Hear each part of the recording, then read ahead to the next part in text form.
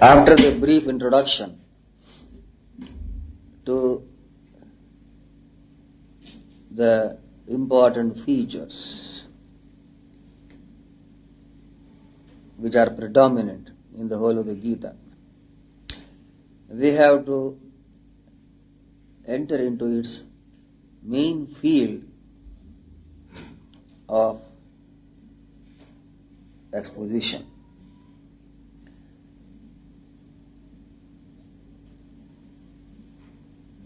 The setting of the occasion of the Gita,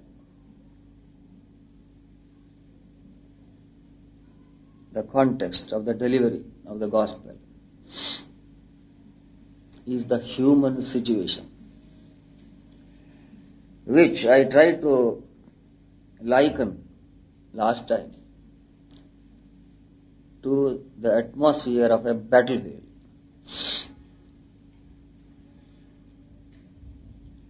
An air of war, conflict,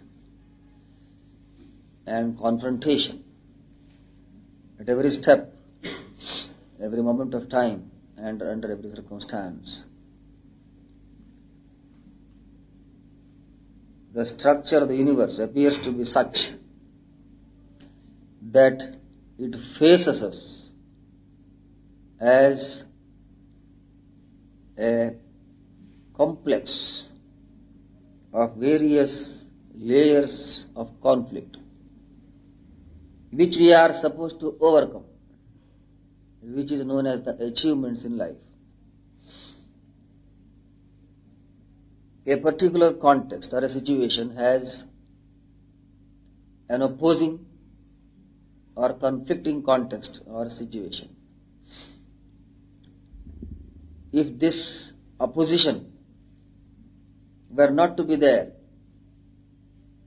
staring at every given occasion in life, there would not be any impulse to action. There would be no necessity for any activity. There would be no such thing as achievement.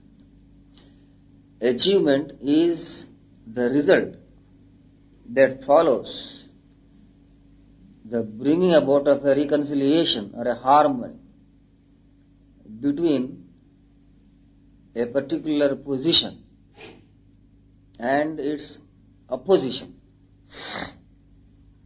usually known as the thesis, counterposed by the antithesis.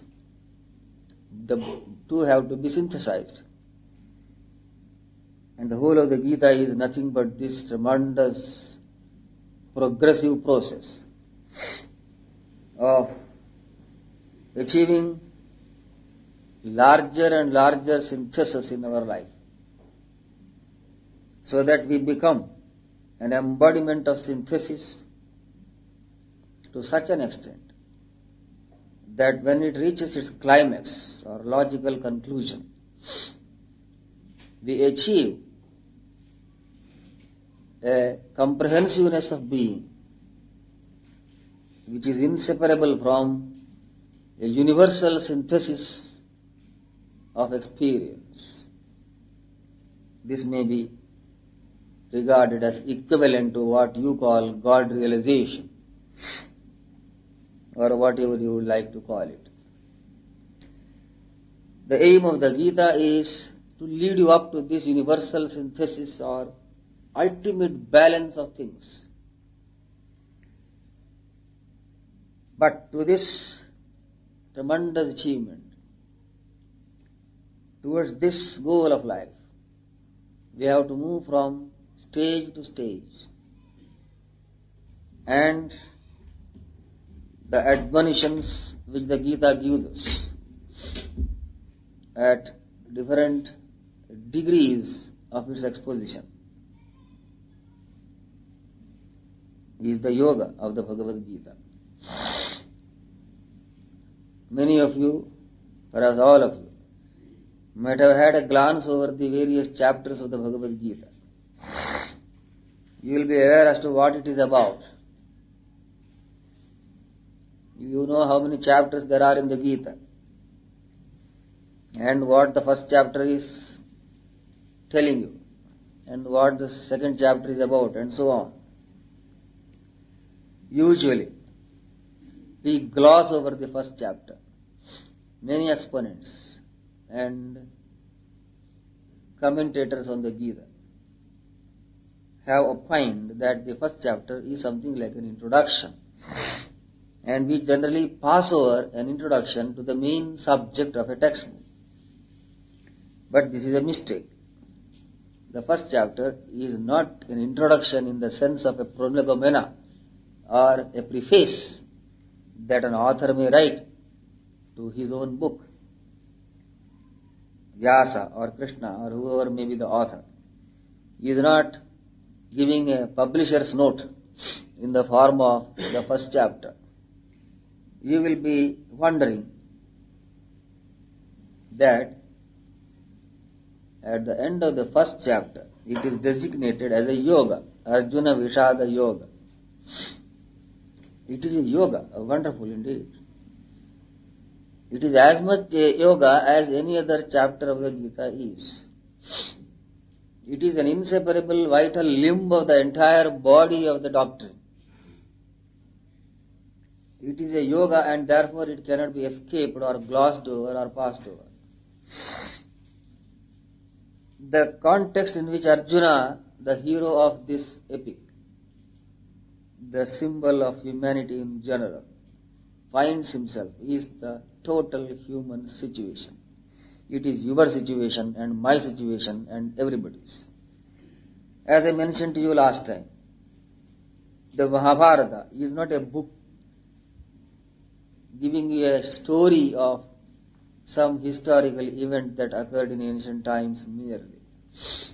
It is an exposition of the nature of the culture of a whole nation, you may say the whole of humanity. It is a teaching which is intended to show the path to humanity in its entirety, leading it up to its destination by gradual stages. And the Bhagavad Gita is the kernel of this entire intention of the Mahabharata epic.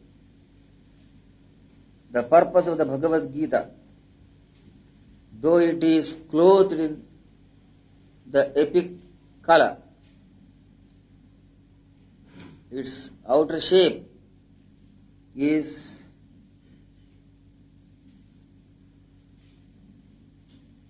linguistic, artistic, mythological, and is in the form of a narrative. But this is so because of its occurrence in the atmosphere of an epic, a heroic poem. A tremendous heroism of a peculiar type permeates the whole of the Mahabharata and the Bhagavad Gita. It is not a coward's gospel. It is not the gospel of a hermit or a renunciate who abandons and cuts himself off from anything whatsoever. There is a spirit in a state of ebullition, as it were, welling up into action for a tremendous achievement of great consequence and moment. You will be stirred up into a tremendous urge for moving forward as you read through the chapters of the Mahabharata and the Bhagavad Gita. The Bhagavad Gita is principally a spiritual message. Spiritual in the true sense of the term. We have to clear our minds of the usual notions of spirituality and religion. When we take to such textbooks of yoga as the Bhagavad Gita, for instance, we have first of all to decondition our minds and make ourselves prepared for the reception of this impersonal teaching. And we are persons. The teaching is impersonal, manifest in various stages. Ultimately, it will become totally impersonal, into which personalities vanish altogether, as if they had never been any time. But we are hard-boiled individuals. Our personality is as realistic to us as flint. And so, it would not be easy for us who cling to the status of our individualities to appreciate and to receive into our minds the great cosmic intention behind the teaching of the Bhagavad Gita.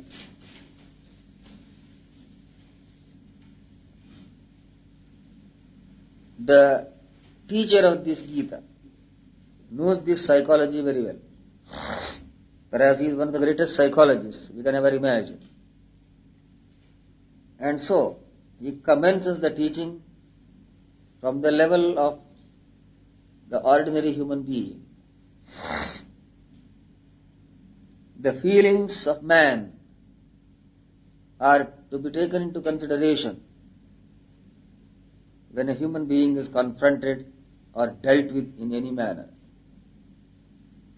And it is the feeling or the group of feelings of the individual that work themselves up into action. When one faces the world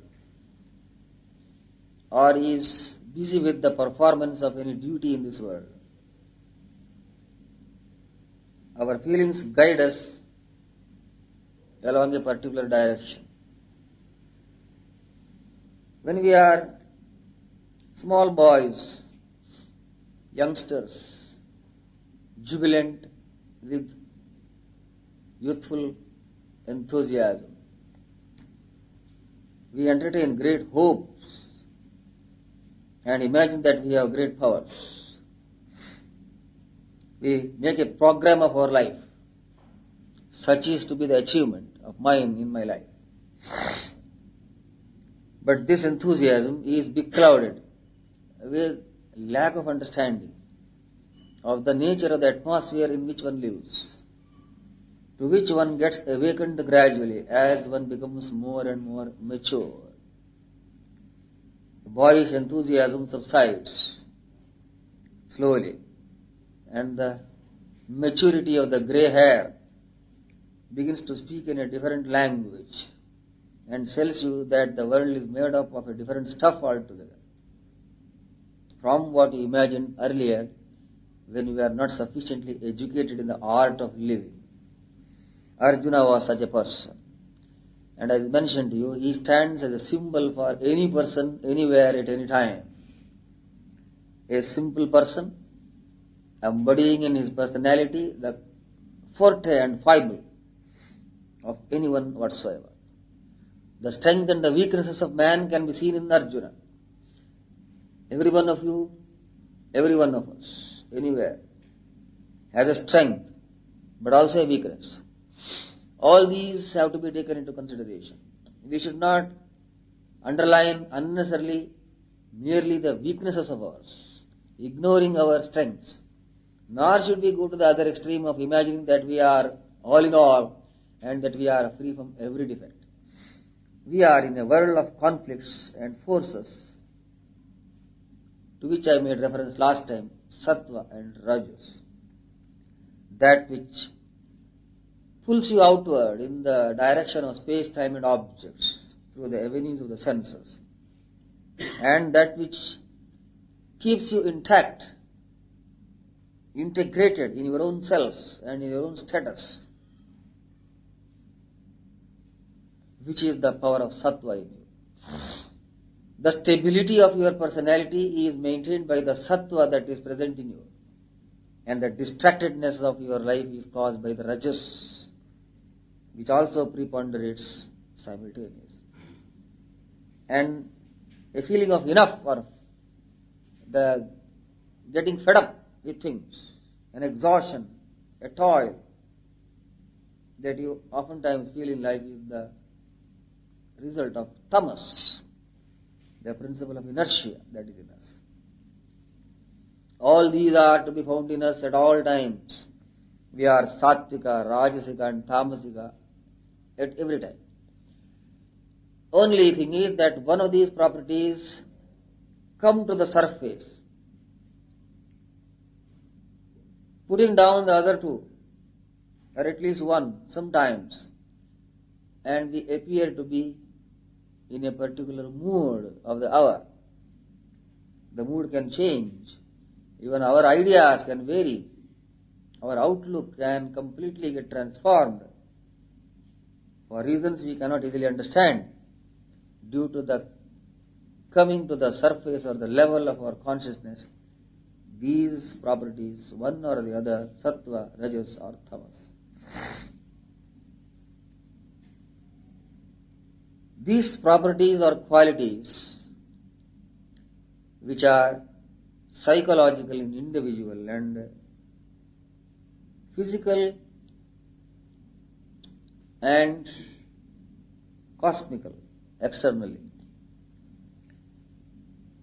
material also, work in various ways and constitute not only the body of the objects of sense, including your own bodies as subjects, but in a subtle form make up even our psychological organ. So that, as the Gita itself would say in one place, there is nothing anywhere which is not a compound or a complex of these three gunas, sattva, rajas and tamas. Neither on earth nor in heaven can you find anything, anywhere, which is not the result of a permutation or a combination of these three gunas. One may be an angel, one may be a mortal here in this world. All these are constituted of these three gunas. So the human being, in the human context, finds himself in an era of the conflict of these forces, and the battle of life, the so-called, is nothing but the field of the action and reaction of these forces. The battle of the Mahabharata or any battle whatsoever, inward or outward, is the color and the shape that these forces put on when they commingle each other in the interest of the cosmic evolution. They collide one with the other.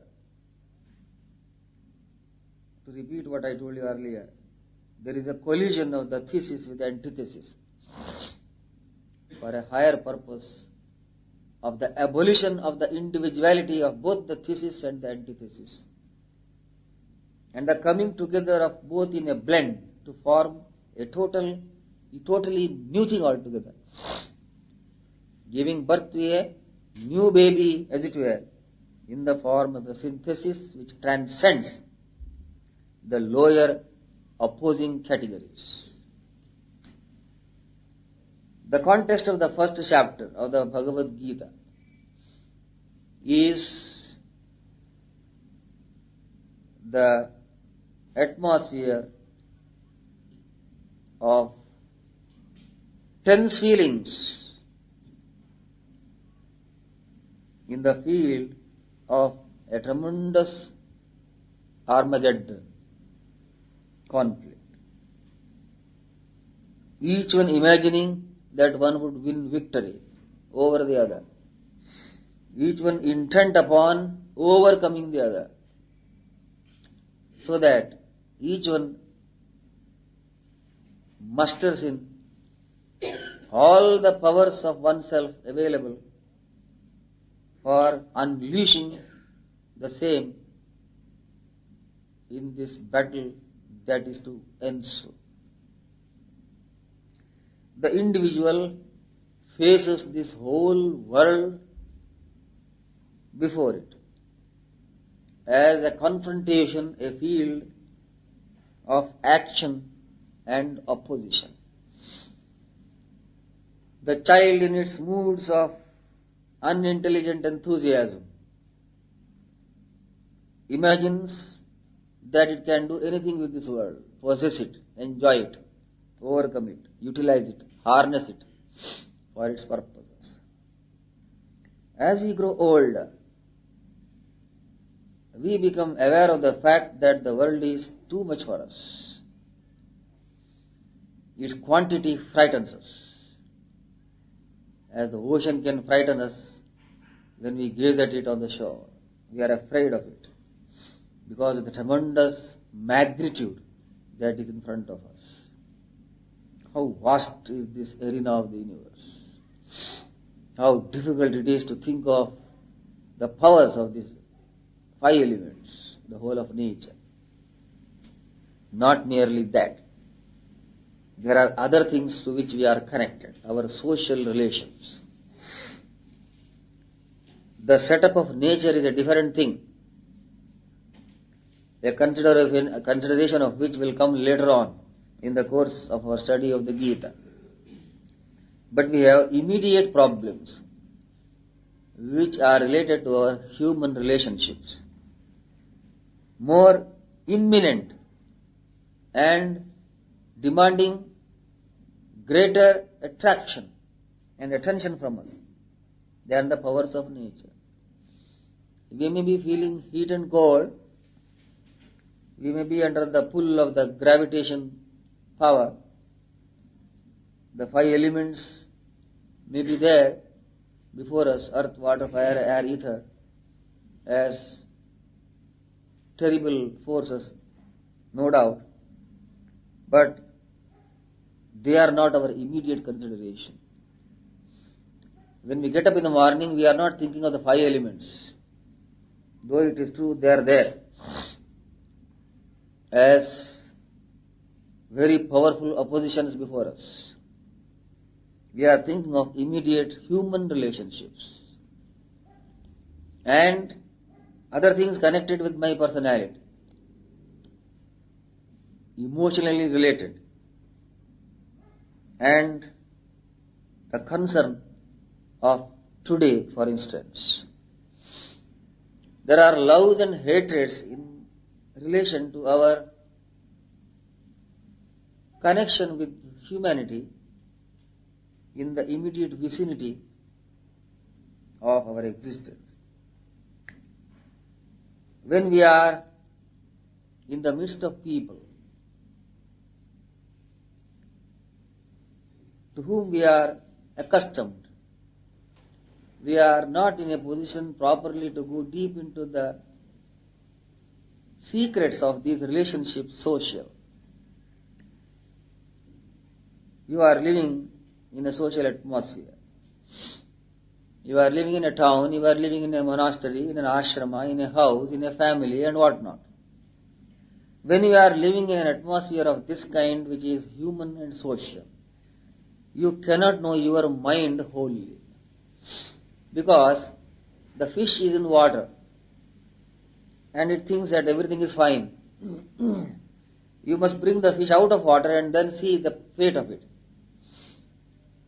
You wrench yourself from social relation for some time. Be not in the midst of people. Do not go to the shop for purchase. Do not live in the town.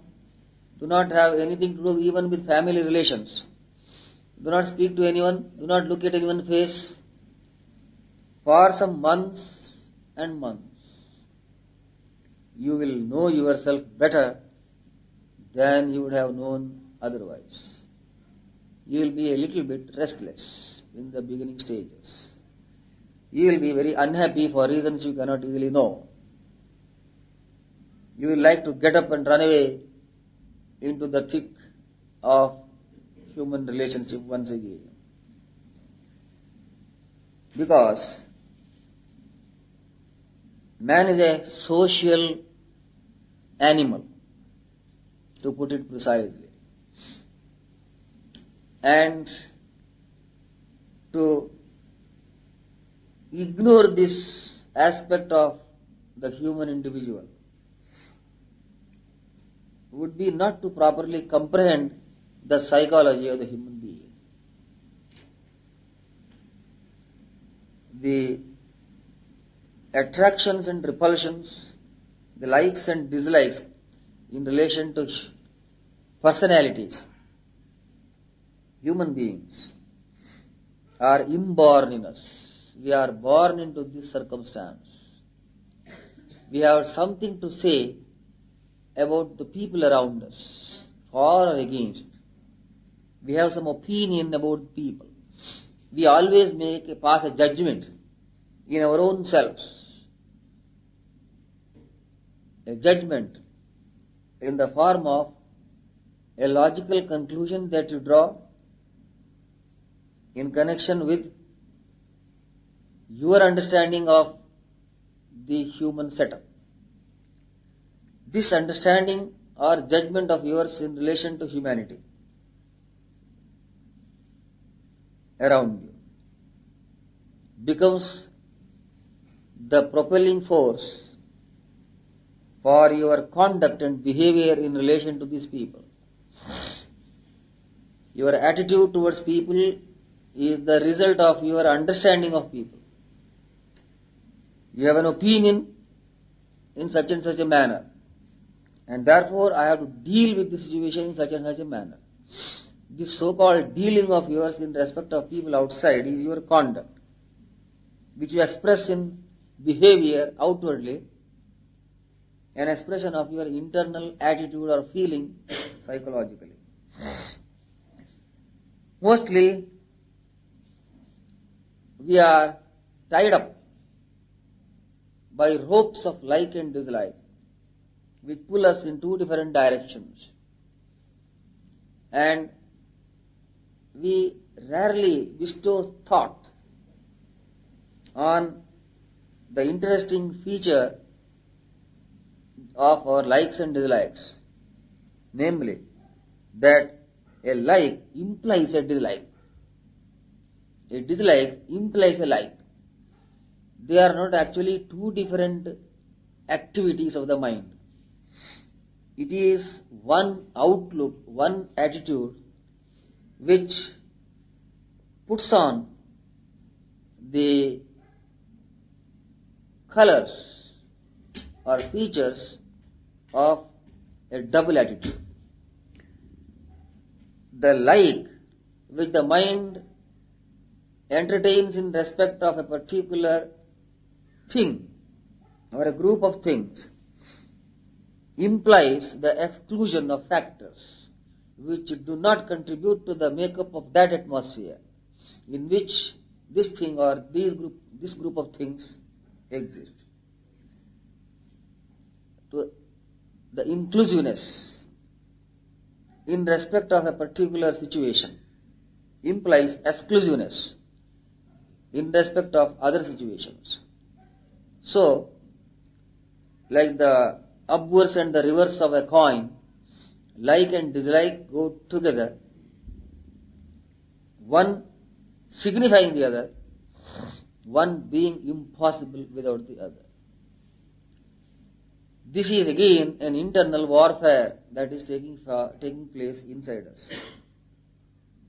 A perpetual conflict between the circumstances within us pulling us in the direction of likes and dislikes. Arjuna was such. He had likes and dislikes. The whole story of the Mahabharata is nothing but a description of the conflict of these varieties of likes and dislikes. The spiritual seeker is taught through this epic atmosphere of the Mahabharata and the Bhagavad Gita, the lesson of life, and the morals that follow from these lessons. When our reasoning capacity is turbid, knowledge is inadequate, our adjustments with the world outside, including human society, are not strong enough. They collapse at the least touch of confronting situations. Because our human relationships are only an outer form of an internal propulsion of the three forces of Sattva, Rajas and Tamas, which were cosmically everywhere and not only within yourself or in any particular individual. There is a cosmic purpose behind even your individual likes and dislikes. And our entanglement in our so-called likes and dislikes is the result of our not understanding our involvement in a cosmical meaning that is at the base of this human situation. We always feel, I have a like and I have a dislike. But you don't know why you have that like, why you have that dislike.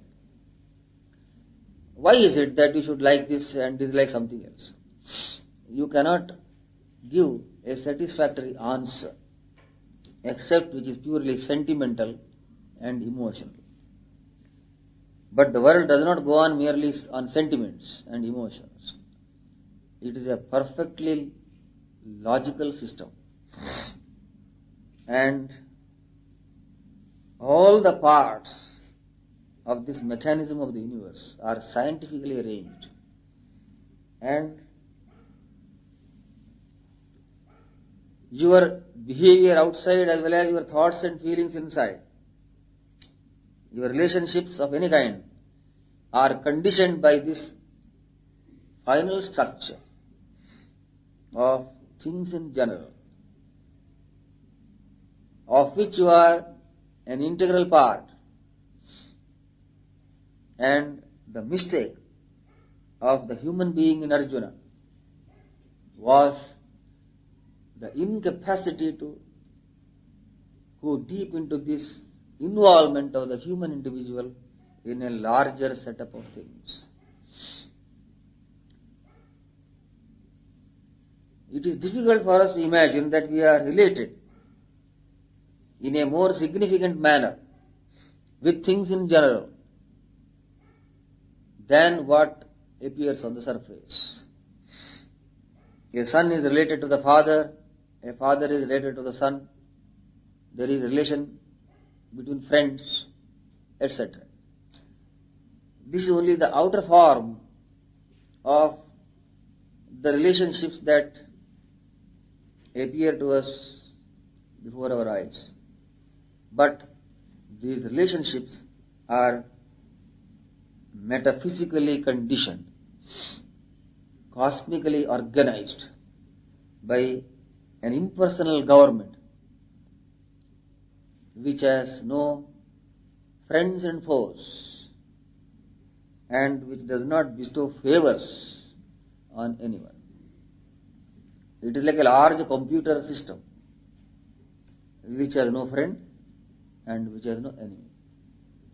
It depends upon how you manipulate this mechanism, how you feed this system, how you approach it, and how you conduct yourself in relation to it. If your conduct is in any way disharmonious with the requirement of the setup of this tremendous mechanism, you will find that an undesirable result follows, something you did not expect. And the reason behind this unexpected occurrence cannot be attributed to any kind of error in the setup of things, in the mechanism you call the computer, but in the mistake you have committed, in the error that is involved in your relationship and in your not properly understanding how it works. Arjuna and everyone could not and cannot easily understand or grasp this circumstance. So, we have hundreds of occasions every day to be jubilant in joy and hundreds of occasions to be sunk in sorrow. The Mahabharata concludes with these verses. Fools find themselves in umpteen situations every day. Then they can be very happy, or when they can be very unhappy also. Harshasthana sahasrani, shokasthana shatani cha, divase divase mudham avishanti napanditam. This is how the great author of the Mahabharata concludes his work. It is the stupid man, not the wise one, who sees occasions for joy in this world, or sees also occasions for grief in this world. The world is not intended to bring you joy, nor is its intention to give you sorrow. Just as I mentioned to you, a vast computer has no intention to give you satisfaction, nor is it intended to be there to give you any kind of grief or sorrow. It is impersonal and it has no just emotional meanings behind it. But human beings are emotionally composed. They are not all reason and understanding wholly. We are not bathed in the light of wisdom at all times. We have secret directions from impulses which sometimes appear to be irrational because they cannot be explained in a scientific manner. Though ultimately there is an explanation for everything in this world. The seeker on the spiritual path is described in the first chapter of the Bhagavad Gita. Arjuna being made the spokesman of this occasion. The field of battle is the field of life. The things that you are doing in this world are the confrontations before you, and your wisdom will be judged by the manner in which you deal with these situations. A situation means anything and everything with which you are connected, anything and everything that you are supposed to do in this world. And in this duty that you are called to perform, there is no such thing as superior or inferior duty. There is no superior thing or inferior thing in this world. Just as in a huge machine, you cannot say something is superior, something is inferior. Everything has its role to play. Any kind of comparison or contrast would be odious in such a setup which has no human significance, but it is cosmically significant. The spiritual seeker, the sadhaka, has a spiritually oriented enthusiasm in the beginning. Every one of us has a love for spiritual life. And the moment the idea of spiritual life arises in the mind, we find ourselves in a tremendous, inexplicable situation of clinging to something and abandoning something. This is the feature in religion and the popular spirituality of mankind, which goes by the name of asceticism, renunciation, etc. The idea of spirituality is generally inseparable from the idea of renunciation, giving up something for the sake of clinging to something which we imagine at that moment is our ideal. We bifurcate one thing from the other.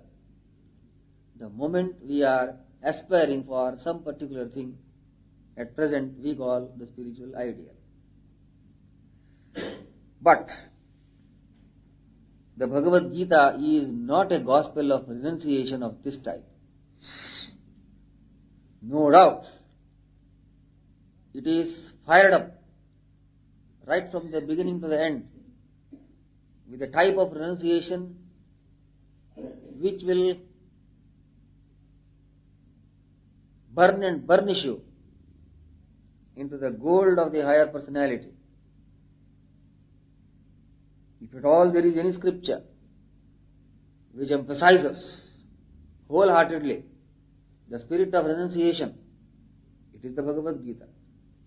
But if at all there is anything which tells you that spiritual life does not mean the cutting oneself off of anything that is from anything that is real, but a harmonization of oneself with the atmosphere in which one lives, there cannot be a greater and more significant teaching than the Bhagavad Gita.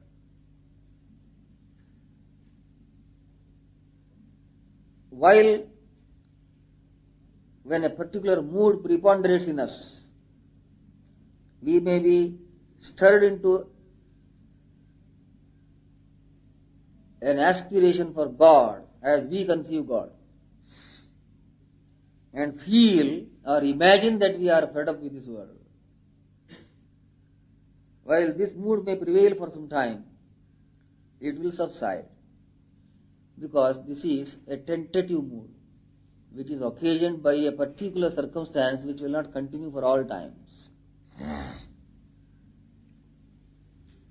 And when the wheel moves, when the spokes find themselves in another position, our understanding, our feelings, our attitude change simultaneously, and we see different things altogether before us. We do not like a thing always, nor we dislike a thing at all times. As years pass, our ideas of things change, and what we loved one day may not be the thing that we love today. So is the case with the things that we disliked one day or disregard at any moment of time. These moods of ours are relative to the conditions through which our psyche passes in what we may call the process of evolution. They are totally relative and not absolute situations. So we cannot have an absolute love for anything or an absolute dislike for anything. They are like the stages of the healing of a disease or a wound, the recovery of health by stages. When we begin to feel different things at different moments of time, in different days, this is what happened to the great Arjuna before us, and to every one of us it happens.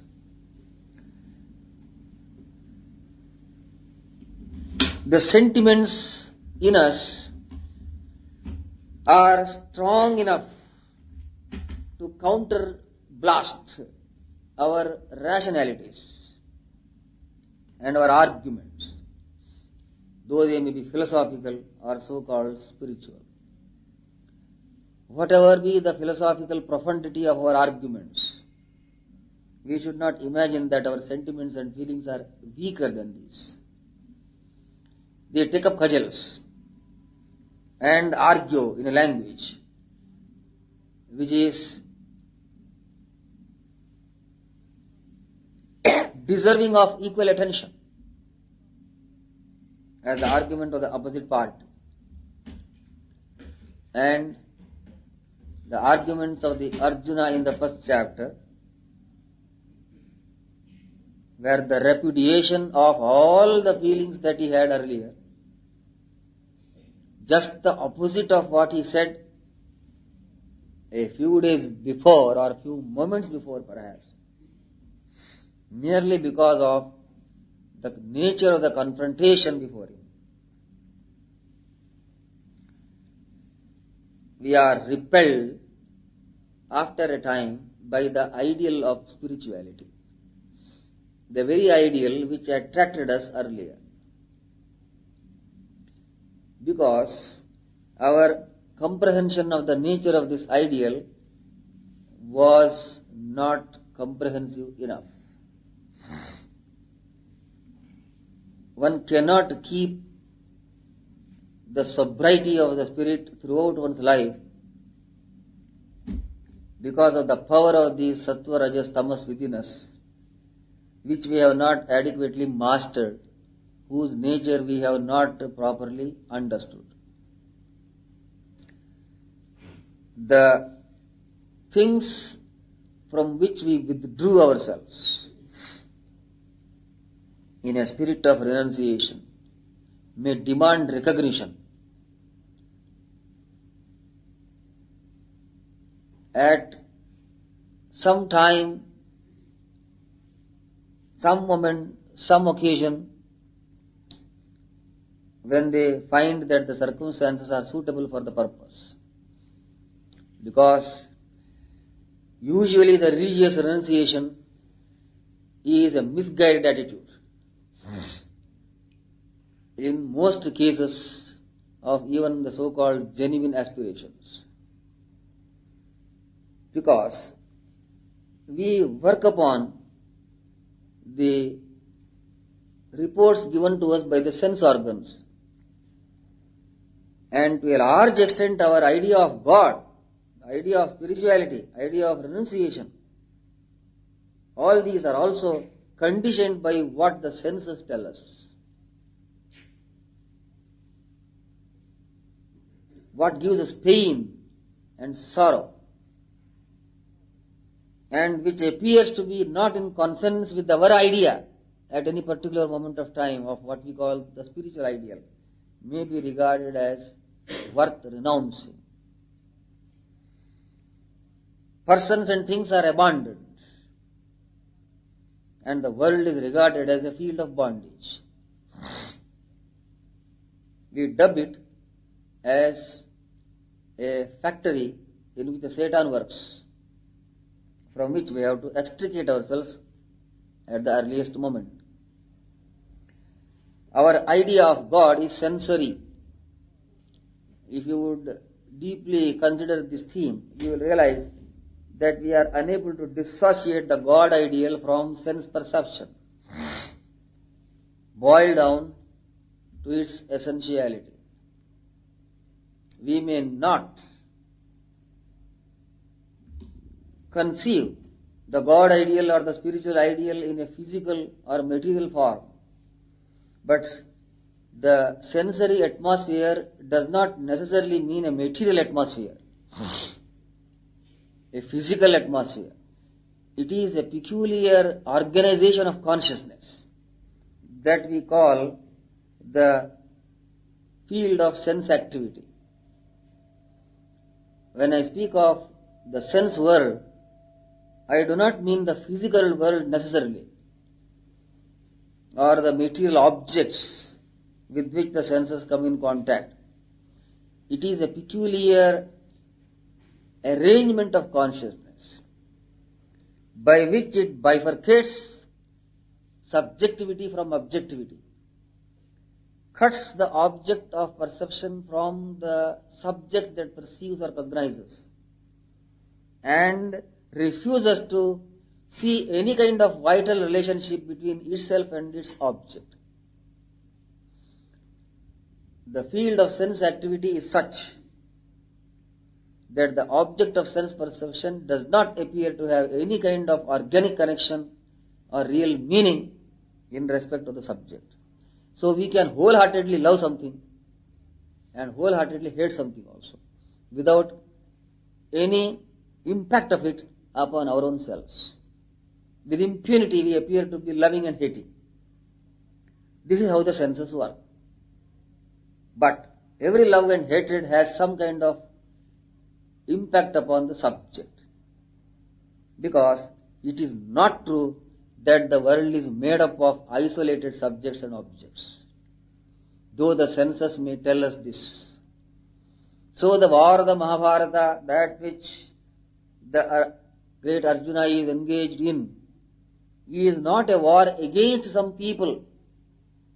He was engaged in a vast atmosphere from which he could not extricate himself psychologically, a point which will be driven into his mind by Sri Krishna in the second and the third chapters.